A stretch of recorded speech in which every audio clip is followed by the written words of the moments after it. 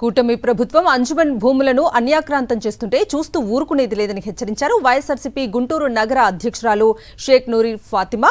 అంజుమన్ భూములు ఎక్కడ ఉన్నాయో తెలియదంటూ మాట్లాడుతోన్న టీడీపీ నేతలకు మంగళగిరిలోని అంజుమన్ భూములను చూపించేందుకు భారీ ర్యాలీతో వెళ్లారు.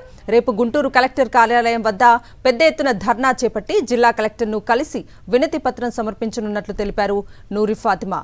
అంజుమన్ భూములను కూటమి భూదాహం నుంచి కాపాడుకునే వరకు పోరాటం ఆగదని స్పష్టం చేశారు.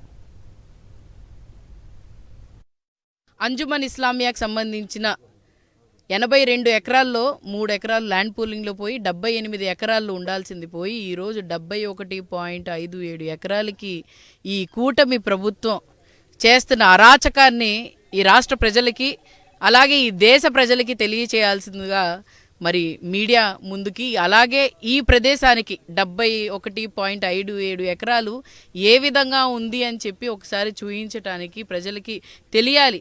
ఎక్కడుంది ఇది, ఈ ప్రదేశం ఎక్కడుంది. దాదాపుగా మీరు చూసుకుంటే ఇక్కడి నుంచి ఫ్లైఓవర్ కనిపిస్తుంది. 1.2 కిలోమీటర్లోనే ఫ్లైఓవర్ ఉంది, కొత్తగా కట్టిన ఫ్లైఓవర్. మరి దాదాపుగా 2000 కోట్లు మరి ఉన్న ప్రాపర్టీని ఈరోజు ఈ కూటమి ప్రభుత్వం ఏదో పీపీపీ మోడ్, లేకపోతే లాంగ్ లీజ్ అనే పేరుతో, ఐటీ హబ్ అనే పేరుతో, ఫైనాన్షియల్ డిస్ట్రిక్ట్ అనే పేరుతో జేబుల్లో నింపుకోవటానికి మరి చేస్తున్న అరాచకం ఇది. ఇది పోతే మళ్ళీ మాకేం లేవు.